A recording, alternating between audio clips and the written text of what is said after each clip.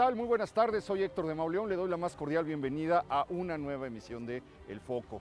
Le doy la bienvenida a mi querida Beca Duncan. Hola, buen domingo Tenemos a todos. el gusto de que nos va a acompañar en un programa relacionado también con los 50 años de la inauguración del metro, nuestro querido José Alfonso Suárez del Real, secretario de Cultura de la Ciudad de México. Amigo del Foco. Le debemos unos recorridos maravillosos, ya nos acompañó alguna vez por San Rafael, nos acompañó por la Tabacalera, nos acompañó por la Roma, Santa María la Ribera. Santa María la Ribera, y ahora pues nos va a acompañar con motivo de, pues no son los 50 años de la inauguración de la línea 2, son los 49, pero como hace 50 años que se inauguró la línea 1 y dedicamos el programa pasado a recorrer la línea que inauguró Díaz Ordaz a mediados de 1969, es natural que tuviéramos que recorrer también la historia de la línea 2. La historia de la línea 2 se inaugura un año después, en agosto, el primer tramo que es de Tasqueña a Pino Suárez, y un mes después, en septiembre de 1970, la ruta que va de Pino Suárez hacia Tacuba. Entonces no existía cuatro caminos. Para mí es una de las rutas más interesantes porque Más pasa entrañables. precisamente, bueno, no solamente por el rumbo, que soy de Santa María la Ribera, San Cosme, etcétera, sino porque fue atravesando una serie de lugares históricos y fue revelando muchísimas cosas. Por ejemplo, cuando pasa la línea por Pino Suárez, encuentran, allí estaba donde es el Hospital Juárez, la plazuela de San Pablo, y allí encontraron, a mí algo que se me hace muy misterioso, y que fue un misterio en ese tiempo, que encontraron a un hombre con unos apremios o con unas esposas en los tobillos. Entonces lo encontraron a un lado de donde iba pasando la línea, los arqueólogos de Lina se lo llevaron y vieron que era un personaje del siglo XVI, indígena, de 40 años, al que habían torturado, probablemente. Los apremios se usaba para que los jueces se pudieran enterar de algo que el prisionero no quería decir. Entonces era una especie de tortura donde le iban apretando los tobillos con unos garfios y unos tornillos. Probablemente hubo una rebelión indígena en ese barrio de San Pablo. San Pablo fue el primer barrio que se pobló.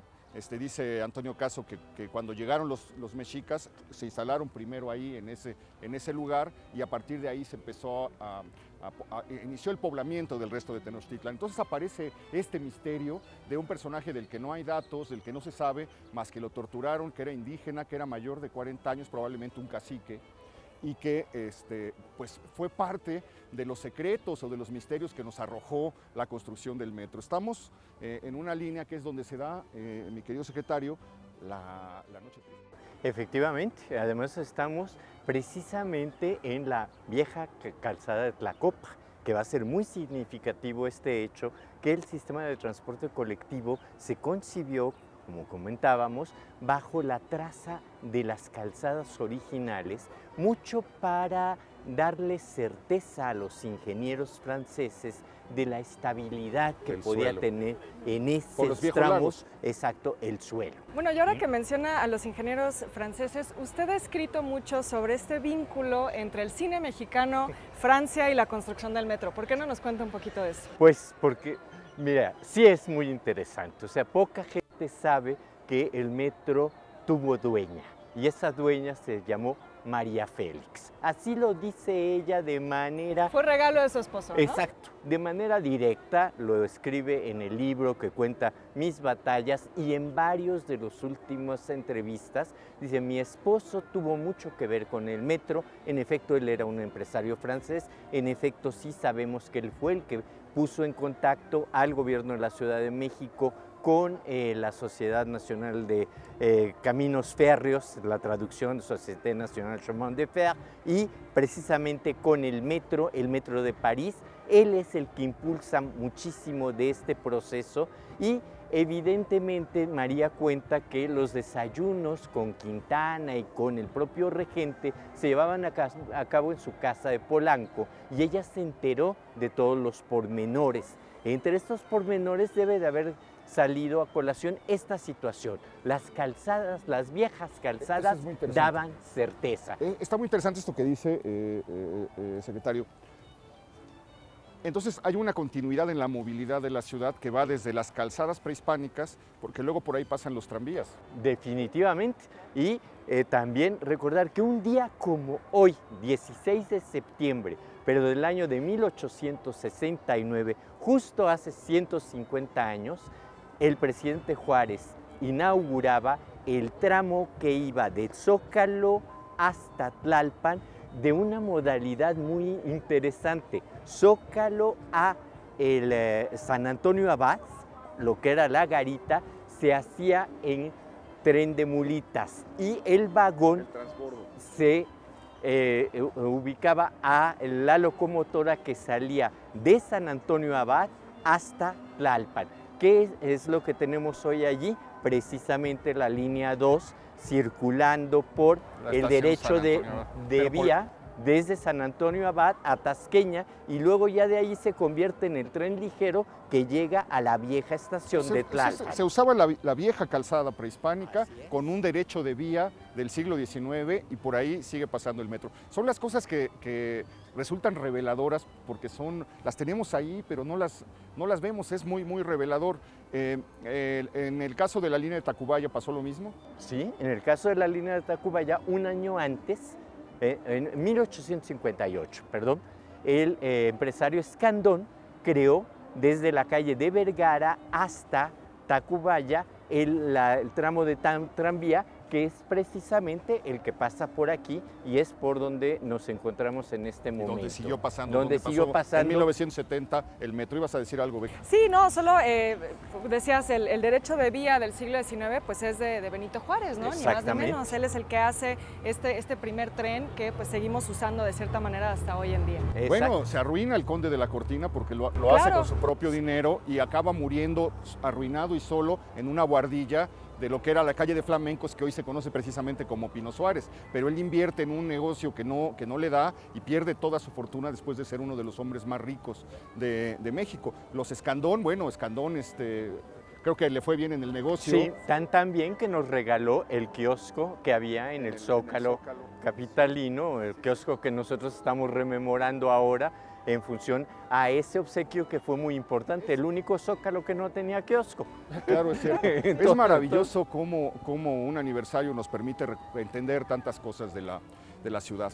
Inicia la construcción del metro, de esta línea del metro, y es impresionante cómo uno puede seguir desde Popotla hasta el Zócalo, la vieja calzada, incluso va viendo los trazos, porque como no era tierra firme, sino que la calzada iba saltando de un islote a otro, se va quebrando. Si uno ve hacia el poniente, hay un punto en el que Puente de Alvarado se empieza a quebrar, y si uno ve hacia el poniente hay un punto de San Cosme donde se vuelve a quebrar.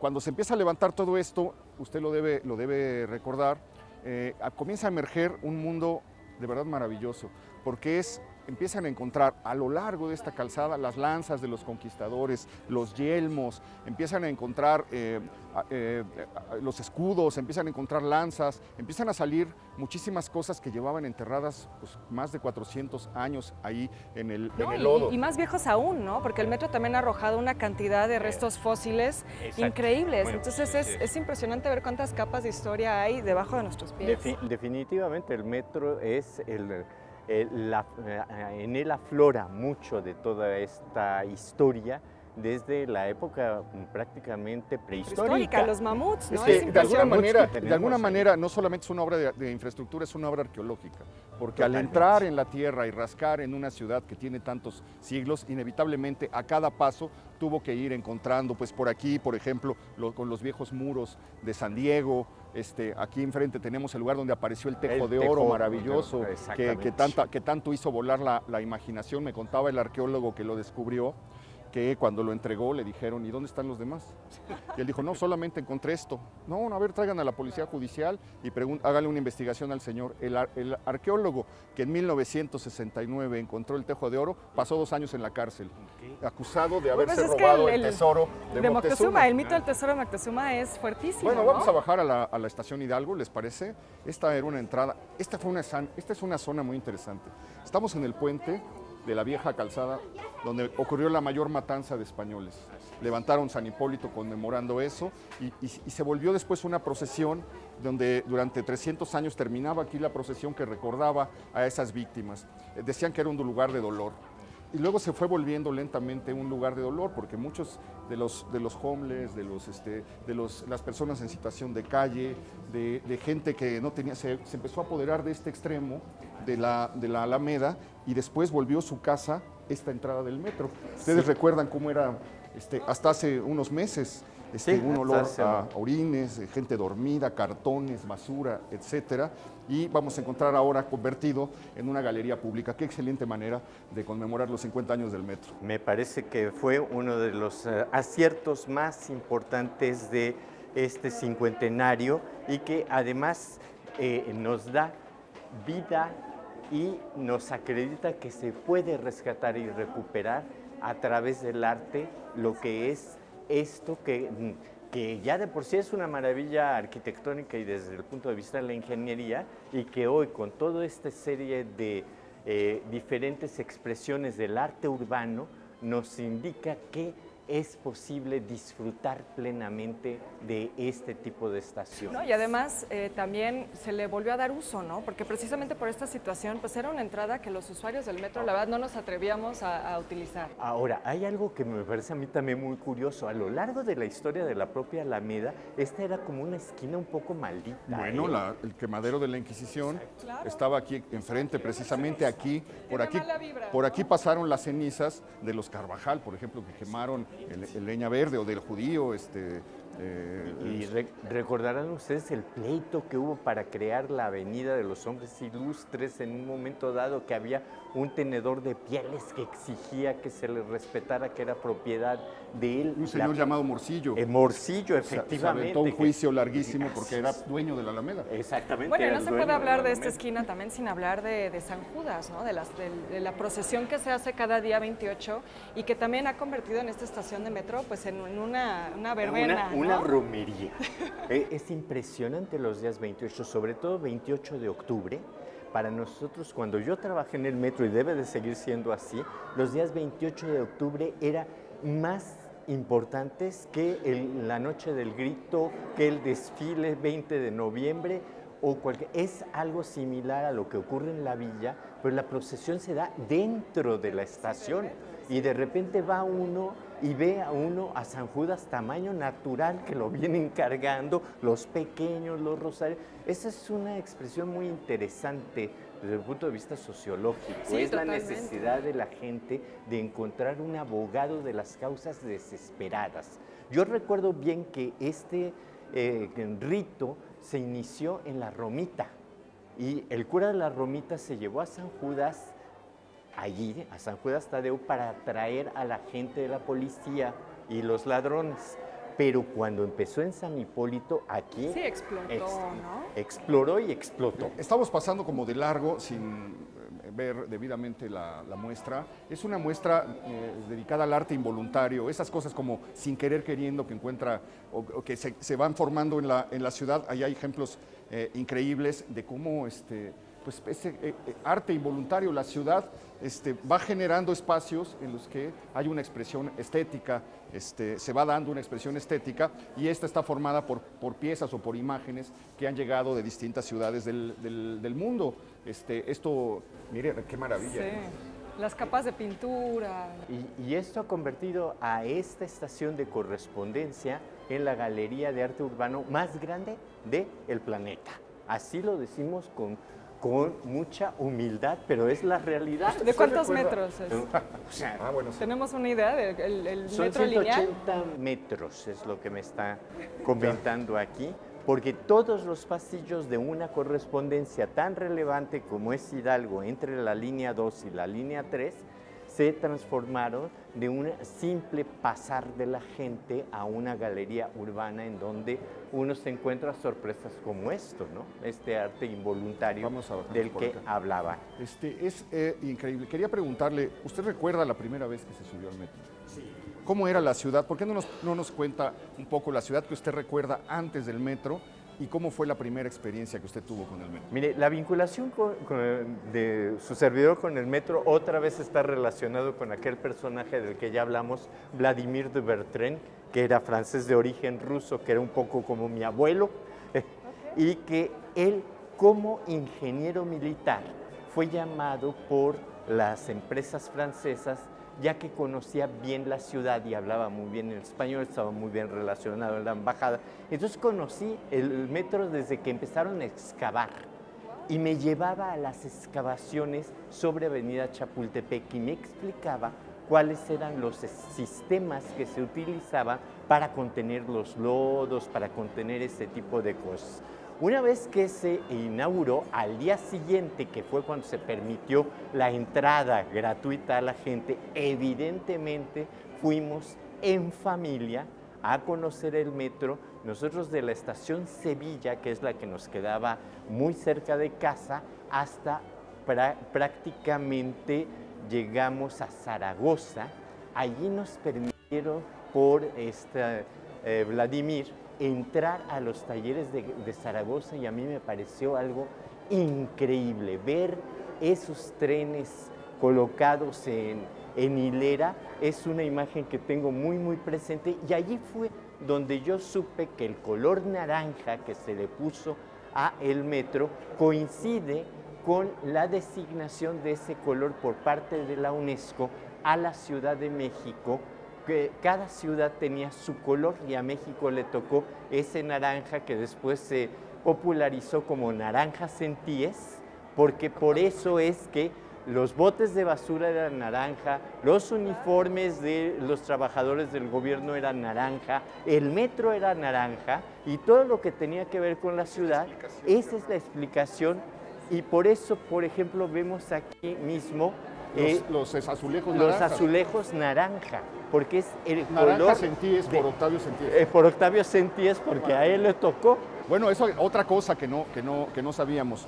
Estaba yo recordando que fue en uno de estos pasillos donde en 1997 apareció en el piso una imagen de la Virgen. Enfrente a San Hipólito, precisamente. De aquel lado, de aquel la entrada. lado. Apareció Exacto. la imagen de la humedad, el Exacto. paso, el paso de los pies, etcétera. Fue tallando una figura que era idéntica a la Virgen de Guadalupe. Entonces, lentamente este lugar se comenzó a convertir en una especie de sitio de culto en el que llegaba la gente, empezaron a echarle dinero, monedas, flores. De repente ya era imposible en ciertos momentos, en una hora pico, llegar al metro porque había mucha gente pidiendo milagros, pidiendo favores, orando, rezando, depositando cosas y tuvieron que hacer algo que solamente en México es posible ver, que es que cortaron el bloque perfectamente. Exactamente, para hicieron toda una nicho. ceremonia para trasladarla, la sacaron afuera. Probablemente la podremos ver más adelante y la colocaron dentro de un nicho donde se sigue desde hace 22 años llevando a cabo ese y en un estado laico en donde se entendió la laicidad en ese sentido, de tolerar, si este es un motivo de culto y está íntimamente vinculado a la religión católica, pongámoslo curiosamente en la Plaza Zarco, curiosamente, a un lado de San Hipólito. Bueno, vamos a entrar, vamos a recorrer algunas estaciones emblemáticas del metro, de esta línea 2 del metro. Vamos a recordar algunos hechos centrales de la historia de este sistema de transporte.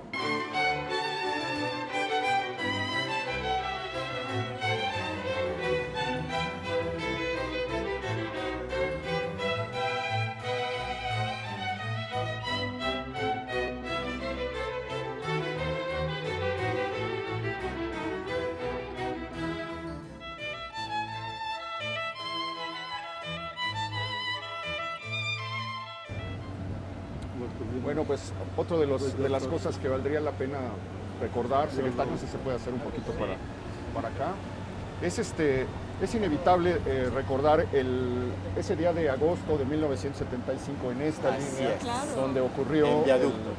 La estación Viaducto. ¿No? 20 de octubre. Creo que fue agosto, bueno, el 75, donde ocurrió el lamentable accidente. En una hora, eran las 9:40, ya no era, digamos, una hora pico en ese tiempo, a esa hora estaba bastante relajado el metro y había solamente 140 personas en uno de los trenes que estaba estacionado en viaducto. Parece que salió de Chabacano un convoy. Eso fue algo tan lamentable que marcó la vida del metro, a grado tal de que se han extremado todas las medidas de seguridad a ese respecto, porque fue un error técnico y error humano, combinación de ambos. Estaba el tren 8 en la estación parado. Viaducto, ¿no? Parado. Y el tren 10 salió de Chabacano. De Chabacano y tenía que haber frenado. Él pensaba tal vez que iba a avanzar Se retrasó la salida del otro. Así es. Dicen que le indicaron que debía frenar y el conductor, que pasó varios años en la cárcel. Sí, en la cárcel, en Lecumberri además. Declaró que no había escuchado eso, se impactó por atrás, las fotos son estremecedoras. Yo recuerdo el ovaciones de ese día con el vagón salido sobre Tlalpan, se habían llevado los alambres, etcétera, y había 140 personas, creo que hubo 30 muertos. 130 muertos, 70 heridos. Y 130 muertos, 70 heridos. Y uno de ellos, él, a menos que un periódico de circulación nacional, creo que eran 140, bien, haya creo que eran un 140 pasajeros los que había. Pero bueno, ahorita lo podemos verificar. Pero sí fue bastante grave, eso marcó definitivamente la historia del metro. Y de la ciudad, ¿no? Sí. La gente lo recuerda. La gente le tenía mucha confianza al metro y hubo que reforzar esas medidas, entonces se toma la decisión de pilotos automáticos. Los pilotos automáticos y un sistema que se llama el puesto central de control, que es una maravilla. A pesar de que tiene 50 años, uno siente que está entrando a la época de Barbarella, a pesar de que algunas de las máquinas originales siguen estando allí porque siguen siendo útiles. Secretario, nos pidió que bajáramos en la Estación Bellas Artes. Porque miren, como parte del 50 aniversario... Yo pensé que íbamos a ver las estelas mayas, las viejas pinturas de Bonampak. Bueno, además de todas las reproducciones de Rina Lazo, etc. Gran artista. El maestro Freideberg le regaló al metro la posibilidad de hacer un museo. Freideberg es el pintor de esa época de cuando se construyó el metro.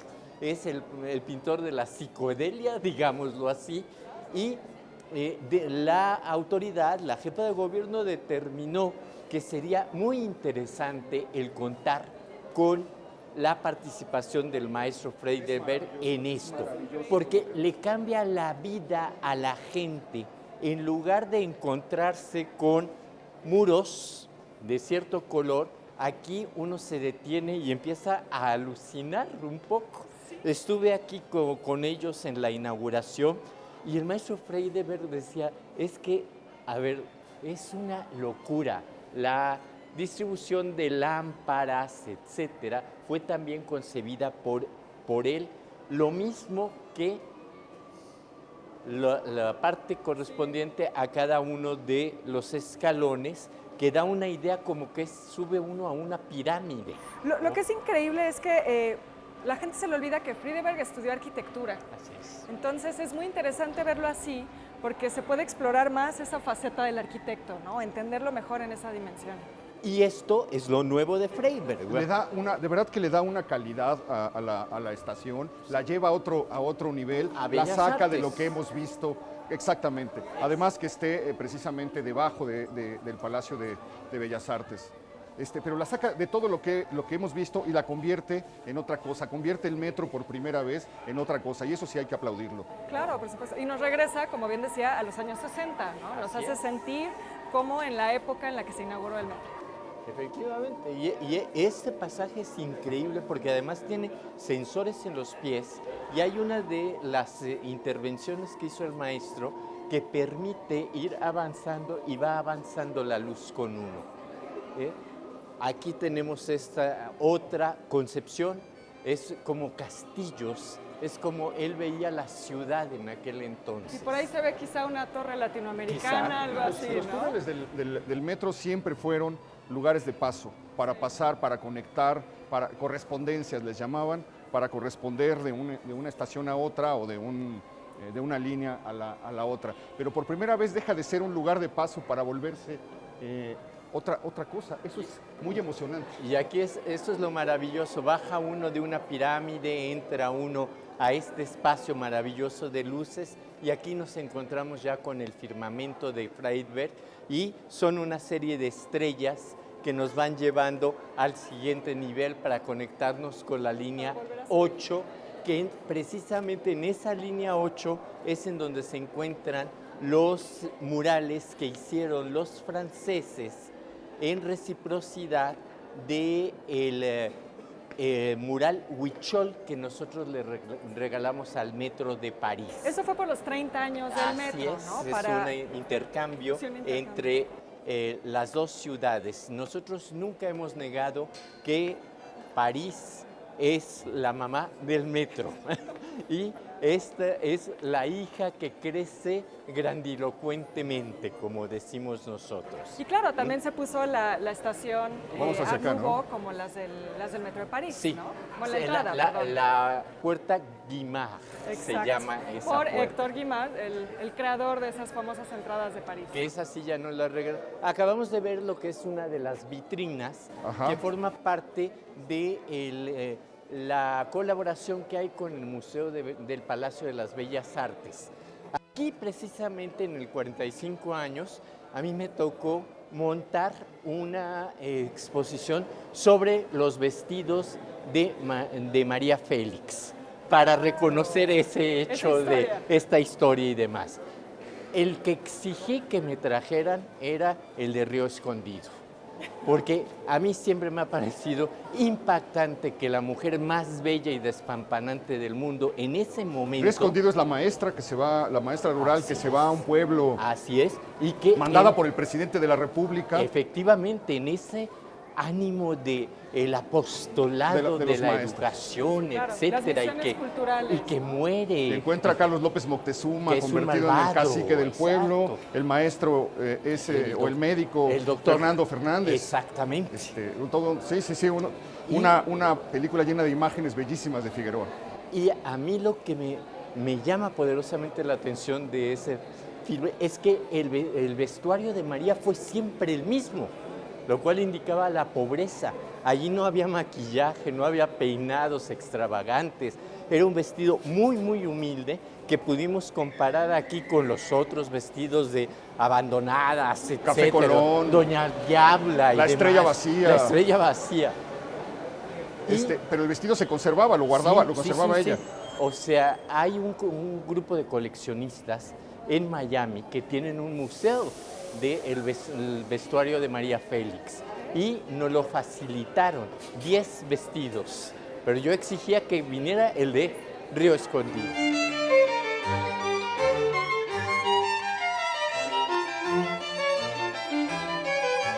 Hay símbolos de algunas estaciones que ya no dicen mucho. Por ejemplo, el de la estación Normal, donde hay una torre que ya no existe, desde el temblor de 1957 quedó tocada y luego la trataron de arreglar de manera que cuando se hizo el metro todavía existía la torre, pero en 1972 la tiraron. De modo que cuando uno pasa por la Normal ya no ve esa torre, pero queda el símbolo del metro. Cuatro caminos ya no hay torre. Además está el misterio del metro Cuatro Caminos, que es los 4 caminos prehispánicos que llevaban a Azcapotzalco, a Naucalpan, a Tenochtitlan y a Tlanepantla. Sí. Ahí era el cruce de 4 caminos que permitían que a lo largo de los siglos se siguiera recordando este lugar como 4 caminos. Ponen el toreo en 1946 cuando cierra el toreo de la Condesa, y cuando cierra el toreo de la Condesa, las estructuras que habían formado el toreo porfiriano original lo llevaron a este sitio. Pero bueno, ¿Por qué no nos platicas un poco acerca de la iconografía? Sí, la iconografía es un tema bien interesante. Es un proyecto que surge en realidad a partir de los Juegos Olímpicos, con un proyecto en el que se junta Pedro Ramírez Vázquez, que por supuesto en esa época era el que dirigía todo el tema de los Juegos Olímpicos, y Lance Wyman, que era un diseñador gráfico estadounidense, asentado aquí en la Ciudad de México, y él hace un taller con sus alumnos de diseño gráfico de la Ibero, que en esa época era la única universidad que tenía diseño gráfico. Y entonces se ponen a pensar cómo van a hacer una iconografía para las Olimpiadas que todo el mundo puede entender sin importar el idioma que hablan. Entonces les ocurre esta idea de la iconografía y de los colores. A la hora de empezar a desarrollar el proyecto del metro, se piensa que esto va a ser ideal para la iconografía del metro porque atiende a una población que en esa época aún era mayoritariamente analfabeta. Entonces se tenía que pensar que por este metro iba a transitar muchísima gente de un estrato popular que no podía ni leer ni escribir. Entonces la idea de los iconos y los colores por línea iban a ser muy útiles para que la gente supiera hacia dónde ir. Y entonces por eso empezaron un proyecto ya ahí con historiadores incluidos en el equipo para descifrar cuál va a ser el icono que va a representar a cada una de las estaciones y pues por lo tanto a cada uno de los barrios. Efectivamente, la única que cambió radicalmente del origen fue Pino Suárez, porque se tenía la efigie de Pino Suárez y al encontrarse la pirámide de Ecatl decidió Wyman impulsar eso como símbolo y además con ese encuentro del rosa y el azul para dar a entender de qué es correspondencia. Ahora, otra cosa que llama mucho la atención es como Luis González Obregón platicaba de cómo la ciudad prehispánica había dejado un eco en los nombres de las calles. Tiene una crónica, un artículo bellísimo contando cómo seguimos reviviendo o recordando Tenochtitlan en función de ciertas palabras, Magdalena Mixhuca, etcétera. Y pasó lo mismo de alguna manera involuntaria con las estaciones del metro. Seguimos recordando, por ejemplo, San Cosme, el propio San Cosme nos remite a esa eremita, el templo de San Cosme y de San Damián, que está junto al Cine Ópera precisamente y que era un lugar obligado de paso de la Ciudad de México hacia Tacubaya. Pero aquí vemos, por ejemplo, Popotla, ¿no? Vemos el nombre de Cuitláhuac, vemos la estación Tacuba también como parte de la línea. Y luego muchos misterios, ¿por qué Xola? Con una palmera. Eso es maravilloso. Es uno de los paseos en donde se colocan las palmeras por vez primera en el camellón central. Entonces eso le dio una fisonomía urbana distinta y muy referente para un personaje como Juan Orol, que utilizaba Xola cuando decía que estaba filmando en La Habana. Para él ese era como el paseo marítimo de si filmó Chicago en el Monumento a la Revolución, le puso Chicago en 1929. O peor aún, la Plaza Río de Janeiro, frente a la Casa de las Brujas, era Moscú. Estaba nevando y de repente pasa un camión que dice Colonia Roma, Peralvillo, Cozumel. Sí, claro. Maravilloso. Oye, es maravilloso. Y la hacienda de Portales era una hacienda que era característica, se encontraba sobre la calzada de Tlalpan, característica por sus portales, le da nombre a la estación Portales. Y a la colonia, Villa de Cortés. Villa de Cortés. Uno de los lugares donde impone un campamento en tiempos de la guerra de conquista Cortés. General Anaya, pues ya lo comentábamos en un programa pasado, es el que hace la defensa del convento de Churubusco, precisamente la estación que está sobre el río Churubusco, sobre el antiguo río Churubusco, Itasqueña. Ahora, Chabacano es una que yo siempre me he preguntado por qué. No, esa sí te la debo. Así es. Yo esperaba que ustedes se pudieran dar es una calzada, la avenida, pero por supuesto una avenida, estaba la avenida Chabacano, no sé por qué le pusieron a la avenida, pero es por la avenida que luego da el origen al eje 3.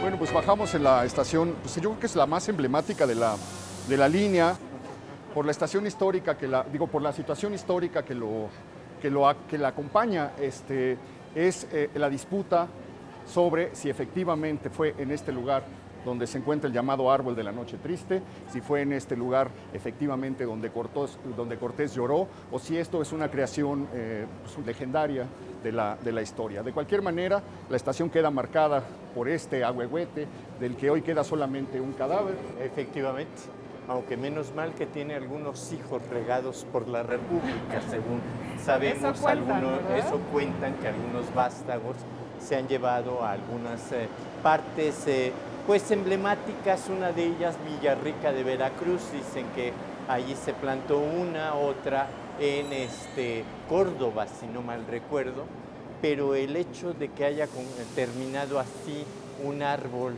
quemado de alguna forma u otra, pues también nos lleva a reflexionar muchas veces de la necesidad de mantener y resguardar esos ejemplares vivos que nos permiten recordar hitos, momentos de la historia, sean dolorosos o sean gozosos, como los misterios. Sí, así es.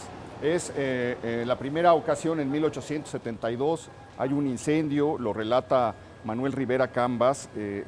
Venía precisamente la ceremonia del grito de la independencia, se estaba preparando el discurso para esa noche, y cuando venía la fiesta se empezó a ver una columna de humo hacia el poniente de la ciudad, una verdadera antorcha, una pira que se veía desde el centro, dice Rivera Cambas, y pues empezaron los vecinos a salir porque se estaba quemando el árbol de la noche triste. Había dos versiones. Una era que, como era la fecha de la independencia y era la época en la que todavía cada 16 de septiembre salían a coger gachupines, para decirlo a la manera del cura Hidalgo,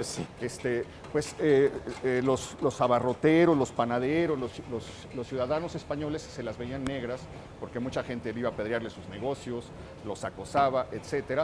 Y se manejó la versión de que podía haber sido en venganza de un ciudadano resentido que había quemado ese símbolo de la noche triste. Y volvió a pasar en 1980.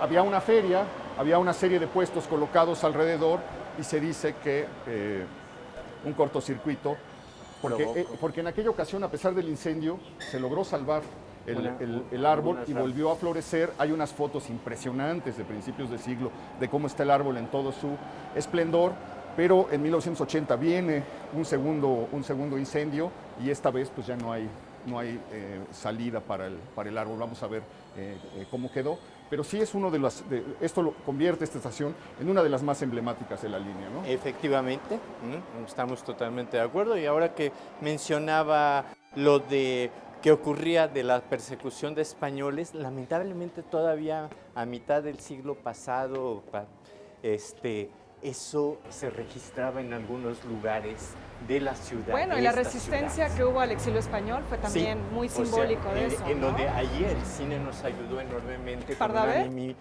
Pardavé y Mimi Marshall. Fueron dos personajes icónicos que nos ayudaron a entender ese exilio español como parte de una lucha de integración con sentido del humor. Y eso ayudó, pero muchísimo, ¿no?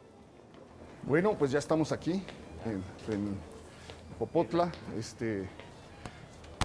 Vamos a caminar hacia donde se encuentra el árbol de la noche triste para ver en qué estado se encuentra y hacer unos comentarios generales sobre la historia de la línea 2.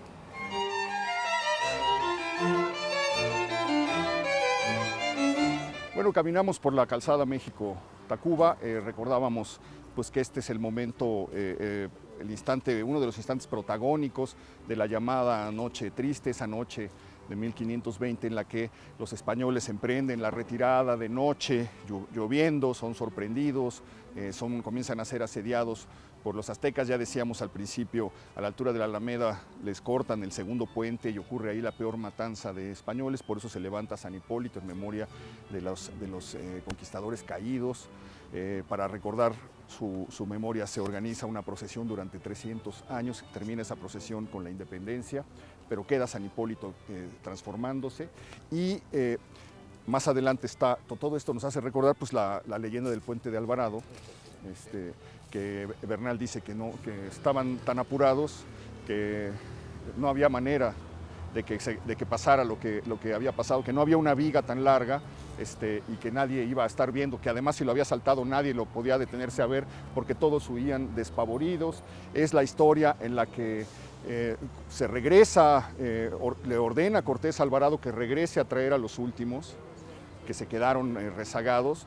Muchos ya no pudieron pasar, fueron llevados de nuevo, regresaron a la casa de Moctezuma, al palacio de Moctezuma, donde hoy es el Monte de Piedad, y se encerraron cerca de 200, y lo único que se sabe es que ya no se supo más de ellos. Probablemente desde lejos vieron cómo los subían para sacrificarlos al Templo Mayor. Mandan a traer a los que quedaron rezagados y regresa Alvarado diciéndole que ya no hay nadie más, que ya den por muertos a los que se quedaron. Es donde aparece la maleta, el beliz del astrólogo de Cortés, el que había dicho precisamente que si no se iban esa noche los iban a matar, el que tenía mucho miedo de morir y se preguntaba constantemente si lo iban a matar. Estos perros indios, escribía en su cuaderno, hemos de morir a manos de estos perros indios o hemos de salvar la vida, y el cuaderno, el libro en el que se echaba la suerte le contestaba sí matarán, etcétera. Y bueno, pues él se pierde. Yo siempre he dicho que esto daría lugar a un relato, a una novela extraordinaria, porque ese libro es mencionado en la historia de Bernal Díaz del Castillo, cómo lo traen y cómo lo ven, y abren la maleta y se dan cuenta que es la maleta del astrólogo Botello, pero del libro no se vuelve a saber nada. Probablemente pasó de mano en mano porque era un libro que servía para adivinar el futuro. Sería un relato extraordinario. Y bueno, pues dice la historia que finalmente es en esta zona, donde hoy es el Parque de Cañitas, famoso por sus fantasmas. Exactamente. Que es donde se detienen a tomar respiro los españoles antes de la huida. Y los mexicas no los persiguen porque no era su concepto de la guerra, la persecución, ¿no? Sí, no, evidentemente las visiones sobre ese hecho pues pasan por contradicciones. Para muchas de las gentes de los pueblos originarios esto debería de llamarse el árbol de la noche alegre, el árbol de la victoria, la noche de la victoria. Evidentemente desde un punto de vista militar sí tenemos que reconocer que fue una victoria la única victoria por parte de Cuitláhuac, que había asumido el mando no solamente de la parte administrativa, política administrativa, sino también del propio ejército.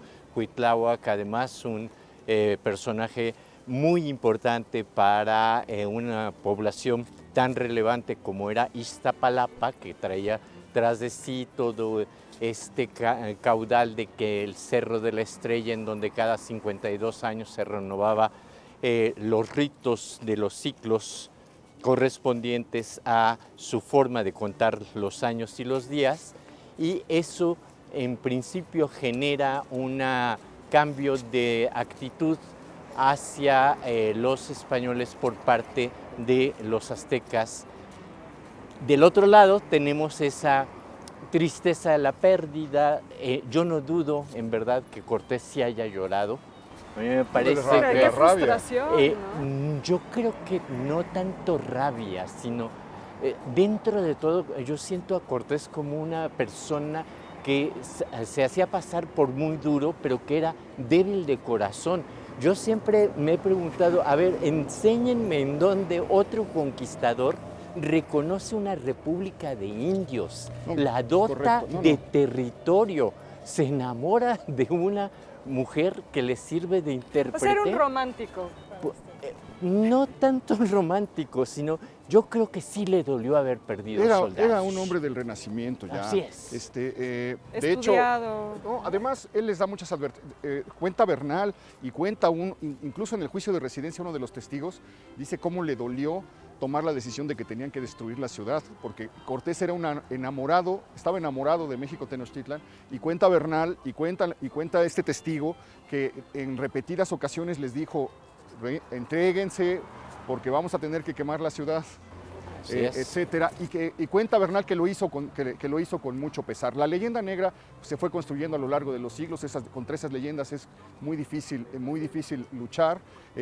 La idea del árbol de la noche triste o del árbol de la victoria, también es muy difícil llegar a un entendimiento de esto, porque ya es muy difícil entender que este pueblo es producto de las dos culturas. Que es lo que tenemos entonces, que generar. Nadie ganó ni nadie perdió.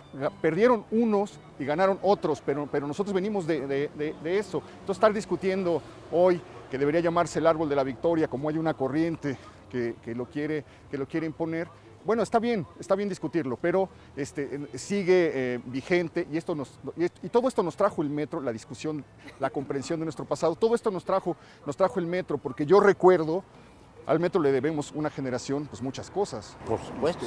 Yo recuerdo cómo la mesa familiar o las reuniones familiares se llenaban de los relatos que el metro nos estaba entregando, de las cosas que aparecían, de la memoria de otra vez, de la noche triste que comenzaba a salir. Era como si un halo que venía del fondo de la ciudad fuera envolviendo a la ciudad, que estaba emocionada porque el hombre acababa de llegar a la luna. Así Entonces, mirando la luna y mirando el subsuelo, alternativamente fue como se fue formando la noción de ese ¿Tú tiempo. dirías que tal vez el metro es de las primeras obras que nos crea esa conciencia como ciudad de que hay toda una historia debajo de nuestros pies, que hay un pasado Yo creo ahí que había se puede yo creo que había escarbar? estado siempre. Las investigaciones de Manuel Gamio ya traían esa conciencia, pero nunca se habían hecho tantos kilómetros de excavaciones y nunca había salido tanto. No creo que no fue. Que no hubo un shock tal hasta que se hizo el descubrimiento de la Coyolxauhqui que derivó con el hallazgo del Templo Mayor o con la exploración del Templo Mayor. Pero el metro nos dio todo eso y además nos dio un espacio donde pasaron largas horas de nuestras vidas. Quienes teníamos que ir a la escuela en ese medio era ir y venir durante muchísimos años, lustros de nuestras vidas, con horas gastadas precisamente en el metro. Yo diría, además de que el metro lo que sí hizo fue acercarnos a la ciudad, a todos estos sitios. O sea, pensar en venir hasta Popotla desde la Roma o la Juárez era algo así como una excursión. Y en metro se agilizó muchísimo la vinculación entre estos barrios. Y en efecto, en el metro ocurren muchísimas cosas. Es maravillosa la vida del metro.